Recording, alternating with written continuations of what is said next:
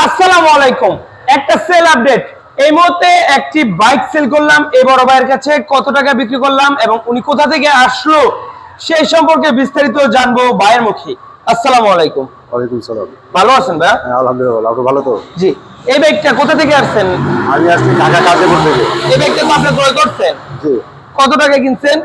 মানে মূলত হলো ক্রয় করছে 22,000 টাকা। 22,000 টাকা আর হলো কিনছেন? আপনার হেলমেট কিনছি, ওগুলো মনে হয় 2500 টাকা আর কি। 2500 টাকা কি এক হেলমেট? না, ওই যে আপনার দুটো হেলমেট 1 লিটার মোবিল। দামটা খেয়াল রাখেন, 2টা হেলমেট 1 লিটার মোবিলে আর কি আছে? একটা স্ট্যাম্প আছে। এই একটা স্ট্যাম্প আছে।